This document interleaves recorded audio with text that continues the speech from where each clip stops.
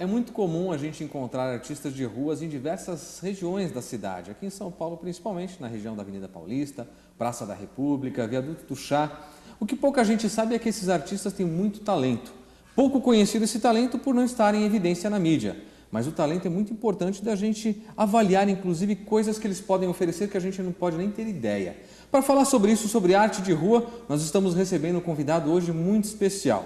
Ninguém menos do que o Anderson Messias, que é músico, criador do projeto Palhaço Bandolino e que vai falar um pouquinho para a gente sobre palhaçaria. Aliás, vamos começar falando disso, viu, Anderson? Obrigado por aceitar o convite, é um prazer te receber, viu? Eu agradeço também a você, a produção, ao canal, a todo mundo. Muito bem. E o que é palhaçaria? Vamos começar desvendando esse mistério. Sim, a palhaçaria é o estudo da arte do palhaço. Ah, muito bem. Sim. O estudo de fazer palhaçada, Exatamente, no sentido mais correto da palavra. Exato, as pessoas talentosas, as pessoas que têm o talento para se tornar palhaço, naturalmente elas trazem já esse dom de algum lugar, mas em algum momento da vida elas vão precisar estudar isso de alguma forma.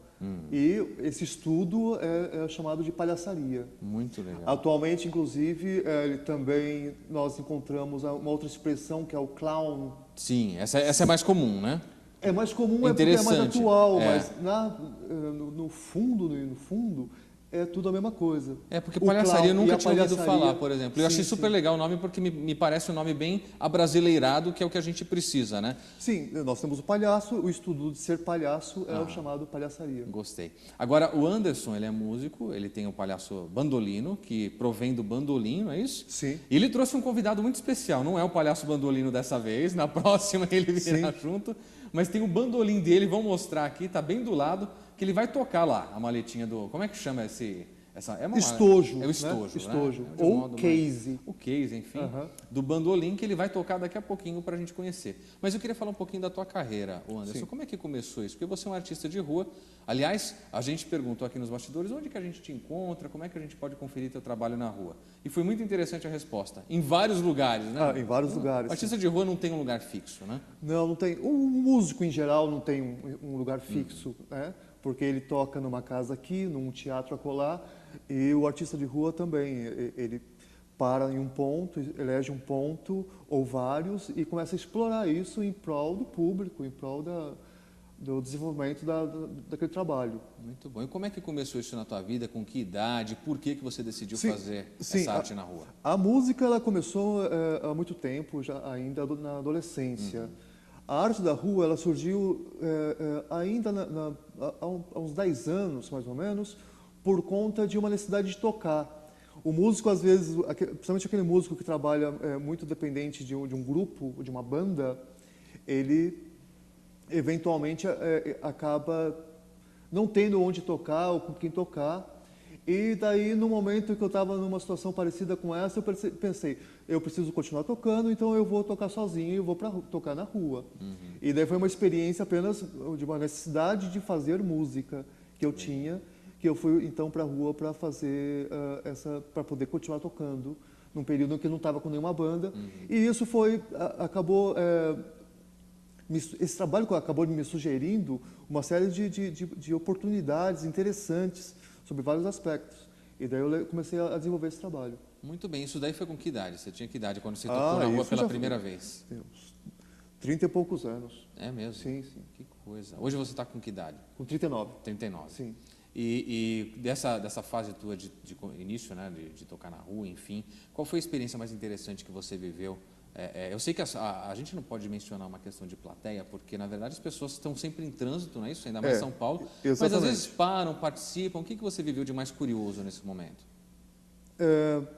Pessoas que param e além de fazer uma contribuição espontânea, ou seja, o estojo do bandolim fica sempre aberto à disposição de alguma caixinha. Verdade. Né?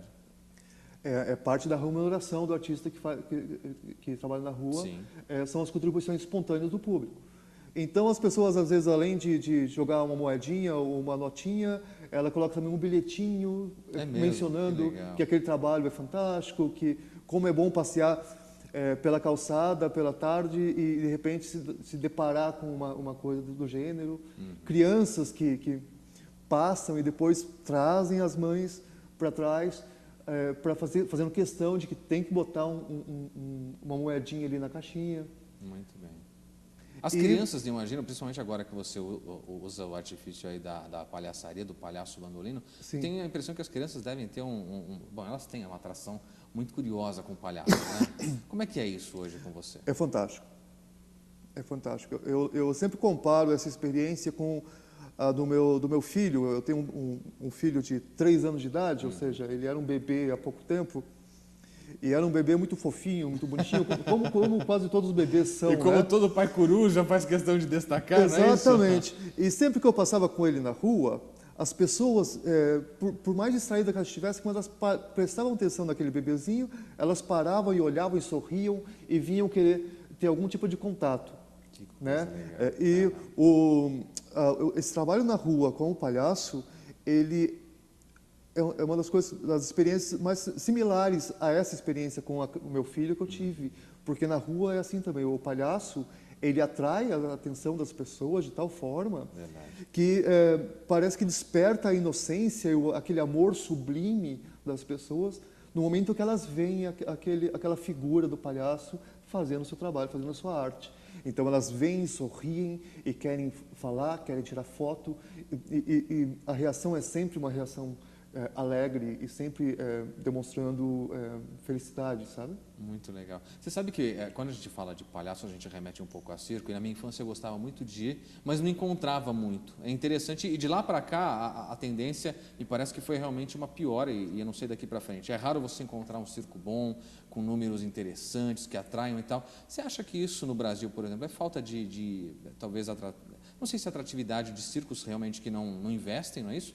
Ou se o governo não, de alguma forma, não incentiva. Por que você acha que no Brasil essa arte que é tão bonita, a arte circense, é tão defasada no nosso país? Sim. Talvez ela essa atividade ela não esteja presente na quantidade que a gente imaginaria que ela deveria estar. Mas ela é muito forte. E ela existe, ela acontece em vários locais, só que na tangente da mídia, né? Talvez não haja a divulgação necessária. Você acha que a mídia que não dá destaque, então, para esse tipo de arte? Não o destaque que mereceria. Merece. Sim, mas a atividade circense ela vai muito bem, obrigado, sabe? Escolas de circo, circos tradicionais que continuam ativos, e novos circos, novas trupes, novos conceitos da arte circense que também estão surgindo, sabe? Existe uma ou algumas associações muito fortes também que trabalham nos bastidores da política para buscar os recursos necessários para continuar mantendo a arte viva. Eu acho que talvez ela não seja mais aquela arte romântica da nossa infância, mas ela continua firme e forte. Eu te perguntei até sobre o circo, porque boa parte dos artistas de circo vieram das ruas, como é o seu caso, que trabalha nas ruas, enfim, leva o talento aí para as ruas. Você tem vontade de algum dia integrar um circo, de fazer esse roteiro fora de São Paulo? Sim, sim. O trabalho de palhaço que eu faço, ele não é o trabalho clássico, típico da arte circense. Ele é um trabalho estilizado. É uma adaptação da palhaçaria que eu fiz em prol da minha necessidade de expressão artística. Então, eu, como palhaço, talvez não seria o palhaço típico do picadeiro. Mas os novos formatos de circo que estão se formando e que surgiram, porque, afinal de contas, essas coisas são dinâmicas, elas são organismos que evoluem, né? Então, tem novas formas de expressão da arte circense em que talvez eu me enquadraria justamente nessa parte musical ou num aspecto mais cultural, como, por exemplo, na parte de contação de história ou coisa do gênero, e principalmente sempre muito focado na música. O palhaço que eu faço, ele é músico. Né? Aliás, é do bandolino que a gente vai falar agora. Sim, ótimo. Eu quero saber o seguinte, esse nome, vamos começar pelo nome. Como é que surgiu a ideia? Você gosta de tocar bandolino e falou, vai ser bandolino o nome? Bandolino, né? Em italiano, o bandolim é mandolino. Mandolino. Exatamente. Então, nome de palhaço, ele rima bem com a terminação ino, né? Verdade, Daí, soa palhaço. soa curioso. Então veio esse bandolim, mandolino, hino, bandolino, e surgiu. Muito bem. E como é que é a caracterização desse palhaço? Que tipo de maquiagem você usa? Como é que você se apresenta? Sim. Maquiagem típica de palhaço, aquele fundo do rosto branco. Às vezes eu uso barba, às vezes não uso. Depende muito da tua... Depende muito da época, humor, né? Exatamente. Tem época que eu fico barbudo, então eu adapto a maquiagem à barba. Legal. Né? Quando eu estou sem barba, então a maquiagem ela extrapola um pouco mais a área do rosto. E chapéu Panamá sempre. Cabelo, se você não está com... Fica escondido no chapéu. Fica escondido no chapéu, chapéu Panamá. O nariz grande e vermelho. Não que tem, esse é de lei, a né? a grande menor máscara do mundo, né? A menor máscara do mundo. Com a grandeza toda de destacar que é um palhaço. E uma roupa mais hippie, bata indiana, calça. É um palhaço meio indiano? Eu uso uma bata indiana, uma calça larga, sandália ou chinelo. Então, enfim, a roupa já não segue mais aquele vestuário típico do palhaço, né? Entendi. Então, as características básicas do palhaço elas estão mais concentradas na maquiagem. Aí sim eu capricho e fica um palhaço típico, exatamente. Nós vamos arrumar foto para mostrar para vocês de alguma forma. Sim, lá no site tem uma série de legal. fotos. Nós vamos mostrar. Você pode acessar o site também que está aparecendo aqui para dar uma olhadinha, conhecer um pouco mais o trabalho do Anderson. A gente vai falar um pouquinho mais no próximo bloco, Anderson, sobre a questão do músico no Brasil, porque você começou como músico depois que veio a questão da palhaçaria. Sim. E saber o seguinte, antes da gente partir para o intervalo e conversar mais sobre isso. Você acha que artistas como você hoje no Brasil têm espaço na mídia? Isso é uma pergunta para refletir, né? Antes da gente ir para o intervalo. Requer reflexão, mas... De um modo geral, falta um pouco de incentivo Sim, da mídia. A mídia ela tem fraquezas em diversas áreas. Então, não dá para dizer que ou artista, músico, palhaço ou instrumentista, ele tem problema com a mídia. Uma série de profissionais, uma série de segmentos profissionais ou artísticos ou culturais tem problema de relacionamento com a mídia, porque a mídia tem os seus critérios de eleição do que é assunto ou não. E nem sempre isso acaba englobando tudo aquilo que nós gostaríamos que englobasse, né? Então nós temos sim problemas, nós gostaríamos de ter mais espaço na mídia, assim como uma série de outros profissionais, uma série de outros artistas também gostariam. Porque eu acho que a grande dúvida hoje é a seguinte: um artista de rua como você, que trafega aí pelas diversas regiões da cidade, consegue sobreviver no mercado tão complexo que é o de arte hoje, apenas fazendo seus shows, ou você precisa de uma segunda renda, de um segundo trabalho? Sim, depende. Se você for depender só da arte na rua, a questão da sobrevivência financeira nisso se torna muito complicado. É complicado. Complicado. Não que não existam artistas de rua existem vários artistas de rua que sobrevivem com a remuneração obtida do trabalho na rua. Mas é uma parte menor, digamos. Então, a atividade de arte na rua ela faz parte da atividade do profissional músico. Ele tem que fazer várias coisas, certo? Então, ele tem que fazer arte na rua, ou ele pode fazer arte na rua para obter parte da sua remuneração, assim como também é interessante que ele saiba dar aulas. Muito bem. Que é o seu caso, que a gente vai conversar daqui a pouquinho sobre isso também. Lecionar é uma boa forma de fonte de renda, de complementação de renda. Tocar em casas de show também tem essas formas sim, aí. Sim. Então você tem que juntar uma série de coisas. Tem que se virar nos 30. Tem que se virar. Legal. Tem que se virar. Olha, a gente vai para o intervalinho, mas já a gente está de volta e conversa um pouco mais sobre essa questão e sobre a palhaçaria, sobre esse projeto bonito que ele faz de arte na rua. Não saia daí, Análise Direta volta já.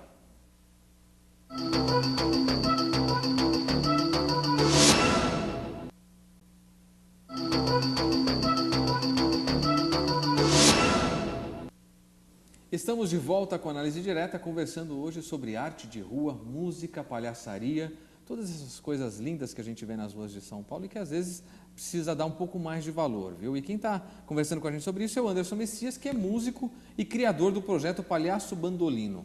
A gente já conversou um pouquinho, vem do bandolim que você toca. Aliás, eu tenho uma informação aqui da nossa produção que você estudou violão, guitarra e violoncelo, que é aquele grandão, né? Sim. Na verdade, depois do bandolim, o que te levou a querer tocar bandolim e quais os seus estilos musicais preferidos? Sim. Comecei com o estudo desses instrumentos, o violão, a guitarra, um pouco de contrabaixo, depois o violoncelo, passando por todas as vertentes de gêneros musicais que esses instrumentos representam. A música pop, o pop rock, o rock, e depois também o MPB, a MPB, melhor dizendo, e também o jazz, a música clássica, enfim. Ao estudar os instrumentos, eu fui também estudando diversos gêneros musicais e passando pela história da música. E depois que eu deixei de estudar esses instrumentos, eu tive um período de intervalo na minha carreira musical. E quando eu voltei, eu pensei que eu precisava de alguma coisa nova para poder voltar a alguma coisa. Não queria mais voltar a tocar e me interessar e me dedicar à música, tocando violão, ou violoncelo, ou guitarra, ou aquelas coisas que eu já tinha estudado, que já tinha aprendido de alguma forma. E depois de pesquisar alguns instrumentos, eu acabei decidindo pelo bandolim. Um instrumento de corda, eu já estudava instrumentos de corda, então eu já estudava instrumentos que usavam palheta, então ele veio a calhar bem, porque foi um instrumento que eu peguei e de repente eu percebi que eu já tinha uma afinidade muito grande com ele, mesmo sem nunca ter tido contato anterior. Então, em uma semana eu já tocava uma música, em 2 semanas, em um mês eu estava tocando em grupo de choro. Então, foi uma coisa assim que aconteceu, esse interesse pelo bandolim e o desenvolvimento. E depois, então, o desenvolvimento de um trabalho muito sério de estudo e de pesquisa a respeito dele. Muito bem. Olha, a gente está conversando com um músico aqui, eu não vou ficar só conversando, né? A gente quer também ouvir um pouco do talento, entender um pouco do que ele faz. Eu queria que você tocasse, então, desse uma palhinha para a gente com o seu bandolim. Claro. Enquanto você vai pegando ele ali, eu vou te fazer uma pergunta para você pensar. Vai preparando certo. Ele aí. E é uma pergunta para você de casa também. Na verdade, a gente ouve muito falar isso, sabe, Anderson? Que a questão musical é dom. Será que é dom? Porque eu tentei aprender música, vou te confessar isso aqui. Tentei aprender piano. E sabe que eu até gostava de tocar piano, mas eu não sei se a professora que eu peguei não era das melhores. E chegou um momento que eu desisti, eu falei, eu não sou para esse negócio de música, meu negócio é falar. Tanto que eu falo até demais. Agora, você acha que é dom? Porque você teve uma facilidade muito grande pelo que você contou para a gente, sim. Inclusive com bandolim. Será que é isso mesmo? É sim. Dom? Existe pessoas com uma facilidade maior de aprender e de assimilar as coisas pertinentes ao estudo do instrumento musical. Isso é inegável. Mas dom, mais do que ser essa coisa latente que certas pessoas já possuem, também é uma coisa que pode muito bem ser desenvolvida. Você acha que alguém que, por exemplo, tem interesse, ele não nasceu sabendo tocar, não é isso, mas tem interesse e pode aprender com tranquilidade? Vontade e interesse são as palavras-chave para aprender um instrumento musical. Porque não importa se você tem dom ou não, você vai ter que ralar muito. Mesmo tendo dom, né? Mesmo tendo dom, exatamente. Nada vem pronto, nada vem formado. O que acontece é que algumas pessoas têm um pouco mais de facilidade, elas aprendem, portanto, em um menor espaço de tempo. Outras pessoas talvez tenham um pouco mais de dificuldade em alguns aspectos do estudo da música, certo. E elas vão demorar um pouco mais de tempo. Mas se a pessoa tem vontade e ela quer, não importa se ela vai aprender isso em 6 meses, em 8 meses ou em 1 ano, o importante é que ela vai aprender. Muito bem. Vamos ouvir então um pouquinho do talento aqui do Anderson. Pode certo. Tocar. Anderson Messias com o seu bandolim. Você prefere ficar mais assim? Fica à vontade, o jeito que foi melhor para você. Vou tocar uma música aqui do Johann Sebastian Bach, um prelúdio. Muito bem.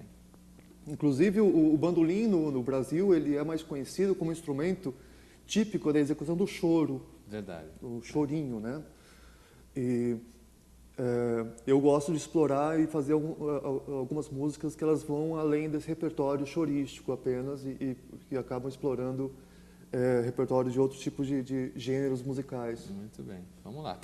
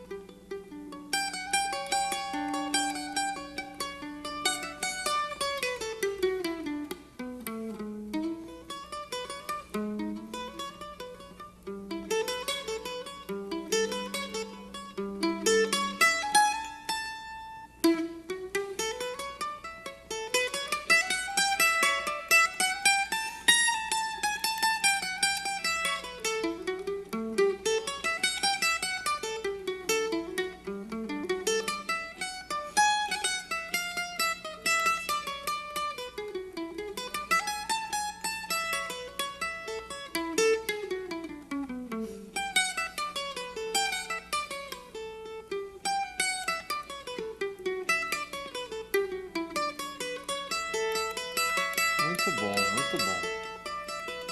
Agora eu vou te pedir um negócio difícil, viu, Anderson? Vou te pedir um negócio difícil agora, eu quero ver.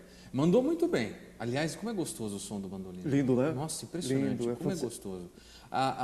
São notas de cristais, como dizia o Noel Rosa. Notas de cristais, sim. Muito gostoso. Me diga uma coisa, você faz algo assim que você possa demonstrar com a gente, apesar de não estar preparado, né, vestido como palhaço bandolino, mas como que é a integração do palhaço com o instrumento que lhe deu o nome? Algum número que você possa apresentar para a gente aqui agora? Será que tem, gente? Sim, não tem. Não tem, né? Não Você tem, teria que estar caracterizado. porque exatamente, o palhaço, ele faz isso que eu acabei de fazer. Ele vai tocando caracterizado. Ele toca o bandolim, Então eu vou te pedir um negócio mais assim fácil. como eu estava tocando. Aham. Eventualmente ele canta também, mas na hora que ele canta, existe o meu canto. Eu, Anderson Messias, não sou cantor. Aham. Mas certo? o palhaço Mas o palhaço porque ele possui uma voz caricata, característica para isso. que permite a execução do canto. Muito né? bem, muito e sem a caracterização isso não fica sem sentido. Não tem problema. Da Sim. próxima vez você vem caracterizado. A gente pode combinar isso. Vai realmente. ser muito bom. Uhum. Agora, quando você está tocando nas ruas de modo geral, tem alguma música específica que as pessoas te pedem, algo que junta mais gente para ouvir? Então, já até me perguntaram isso na rua. Posso pedir uma música? E eu respondi, não pode, porque a quantidade de músicas que existem no mundo eu não toco todas. Você vai saber, exatamente. Né? Então, eu não sei tocar todas as músicas. Então, o que eu faço é tocar e permitir que as pessoas apreciem aquilo que eu estou tocando. Uhum. É claro que se a pessoa chega e fala e pede uma música de súbito assim e eu sei tocar, é claro que eu vou executar, mas normalmente não é essa a relação com o público. Agora, quando você se apresenta na rua, o que você percebe que atrai mais gente? Quando junta o maior número de pessoas para te assistirem? Qual é o tipo de música ou qual é a música específica? Sim. Quando pega uma música, por exemplo, como o Brasileirinho, um chorinho muito conhecido, as pessoas estão passando e estão escutando, realmente elas reconhecem. As músicas que elas reconhecem com maior facilidade são as músicas que mais atraem. O que é mais popular. Exatamente. Né? Uhum. Aliás, essa questão de música popular no Brasil é muito curiosa, porque a mídia, a gente estava conversando sobre a mídia no bloco anterior, mas é bem isso, é meio que uma indústria, não é isso? É a indústria do entretenimento, a indústria da música. E a mídia coloca meio que quem ela quer e populariza aquilo que ela acha que é interessante ou não. Sim. Qual que é a tua visão sobre isso? E eu quero aproveitar essa pergunta para te perguntar, antes de você responder isso. Quais são seus artistas brasileiros, no sentido musical, preferidos? O que mais te agrada de ouvir hoje? Sim. Por causa do bandolim, eu gosto muito do Jacó do Bandolim. E gosto mais também muito do Armandinho Macedo, do Pepeu Gomes, e por consequência, por extensão, dos Novos Baianos. Uhum. Então, Valdir Azevedo, Pixinguinha, esses artistas são os Villa-Lobos, são os geniais. Os que eu mais tem um gosto gosto musical muito bom, não é à toa que é um artista de rua. Porque o que eu entendo do artista de rua, Anderson, é isso. Ele tem que ter um gosto musical e uma inteligência muito apurada, não é isso?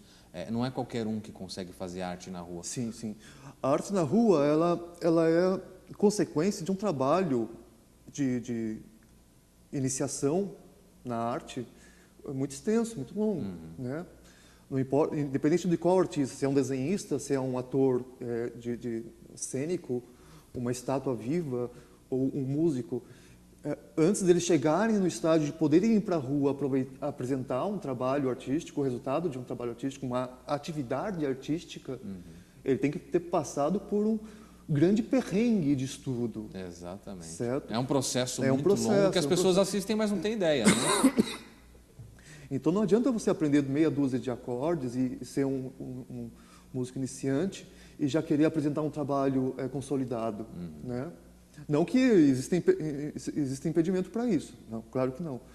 Mas o artista profissional de rua é um artista realmente que tem uma sólida formação. Muito bem. Agora, voltando à pergunta que eu havia então lhe feito anteriormente sobre a questão da indústria da música. Como é que você vê isso hoje no Brasil? Você acha que a gente está caminhando para um processo muito industrializado mesmo? Quer dizer, hoje em dia é o que a mídia acha que é vendável, que Sim, acontece. Sim, a gente está justamente no final desse processo. No final do processo? Sim.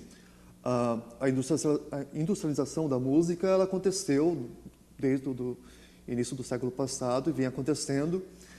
Mas com com essa revolução tecnológica, digital, internet e tudo mais, os artistas conseguiram enxergar novas alternativas para fazer seu trabalho, gravar seu trabalho, e divulgar seu trabalho e vender seu trabalho em maneiras que não dependiam mais justamente daquele mercado fonográfico que havia se estabelecido. Quer dizer, só gravadoras. Sim, hoje sim. tem uma série de É recursos. claro, né? que a falta de um apoio de uma grande empresa, a falta de apoio de um grupo midiático, isso acaba afetando o processo de atuação profissional de um artista ou de um grupo de artistas, né? Seria muito mais fácil se ele aparecesse na rádio, na TV o tempo todo. Isso facilitaria o processo, inclusive que é um dos processos do trabalho, que é a comercialização. Exatamente. Né? Mas as alternativas que surgiram nesses últimos tempos para viabilizar esse processo mercadológico da música são fantásticas, estão sendo muito bem exploradas e cada vez mais exploradas e melhor exploradas.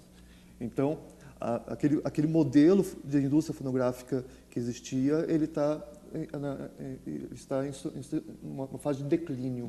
Em extinção. Muito bem, a gente vai para mais um intervalinho, daqui a pouquinho a gente volta e você continua sabendo mais do talento e acompanhando um pouco mais desse projeto bonito que o Anderson Messias faz. A gente volta já.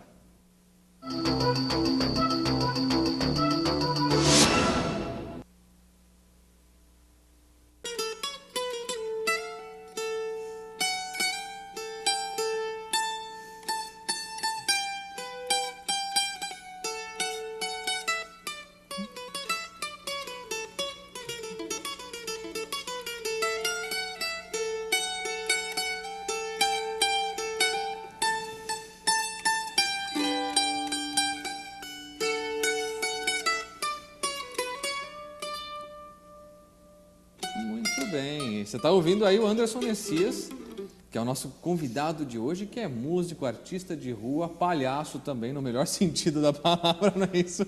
Só existe o melhor sentido da palavra. Exatamente. Né? E você ouviu ele tocando bandolim, que aliás é o instrumento que deu nome ao palhaço que ele interpreta, o bandolino. Eu gostei demais desse nome, viu? Ótimo, é ótimo. Eu vou para a rua para ver você se apresentando e a gente vai mostrar aqui depois. Porque deve ser depois eu fantástico. passo a minha agenda. Boa mesmo. Agora, a gente estava conversando no bloco anterior sobre essa questão da música e tudo mais, e você leciona música. Como é que é esse projeto que você desenvolve? Onde é? Quais são as pessoas que participam? Sim. Logo depois que comecei a aprender a estudar violão e aprender violão, eu já parti para essa coisa de dar aula. Dar aula é uma excelente forma de você aprender, inclusive, o que você precisa aprender, o que você precisa estudar para poder ensinar, você precisa saber. Então, dar aula é um excelente termômetro para você definir se o seu estudo está indo bem ou não. E já dei aulas particulares, aulas em escolas de música e tudo mais. Atualmente eu trabalho mais com aulas específicas que a gente chama de oficinas, né?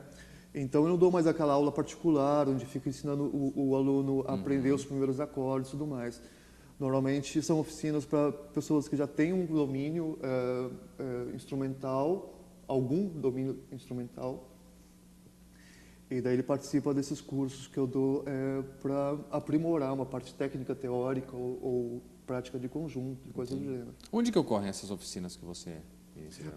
Em centros culturais onde as pessoas se organizam. Aí você vai como convidado? Sim. Normalmente as pessoas se organizam, montam um grupo, daí me convidam para lecionar. Muito bem.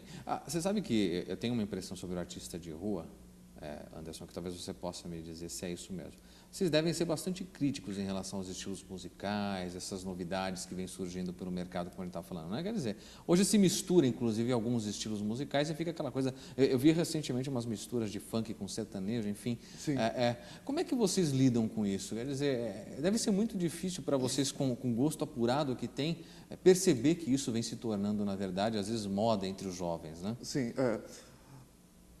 São aspectos contemporâneos da música.